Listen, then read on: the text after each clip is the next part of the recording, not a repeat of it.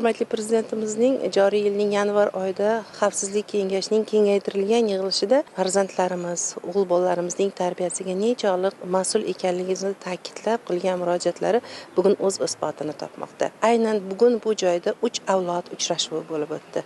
Aslida bu 3 avlod uchrashuvi degani nima degani? 3 avlod bu avlod tarixga, ota-bobolarimizga, o'zimizning mentalitetimiz, milliy urf-odatlarimizga, kattalarga hurmat, e'tibor va albatta vatanparvarlik urug'ida tarbiyalash degani. Ona sifatida shunchalar mag'rurlanamanki, mening o'g'lim bugun harbiy bo'lishi bilan birga u bir kasb egasi bo'ladi.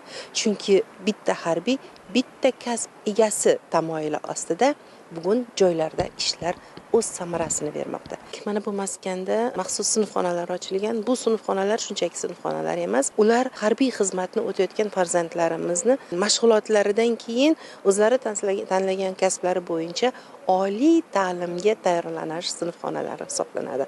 Ular ham vatan posbonlari sifatida, ham yurt qalqonlari sifatida o'z ustida ishlaydilar. Va bir paytning o'zida ular oliy ta'limga tayyorlanib, endi bo'lajak abituriyentlar, bo'lajak talaba sifatida bu yerda tahsil olishmoqda.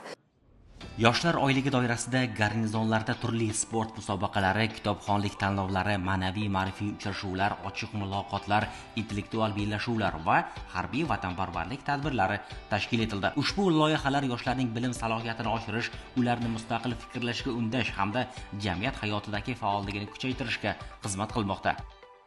Bu harbiy qismimizda muddatli harbiy xizmatchilar orasida muntazam ravishda zakovat intellektual o'yinlari olib boriladi.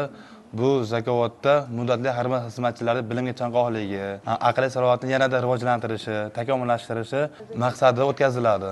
Endilikda muddatli harbiy xizmatchilar orasida kitobxonlik musobaqalari o'tkazilmoqda. Bunda biz jamoam bilan qatnashib, yuqori natijalarga erishib, birinchi sovringa qo'yganda elektromobil mashinasi yutmoqchimiz.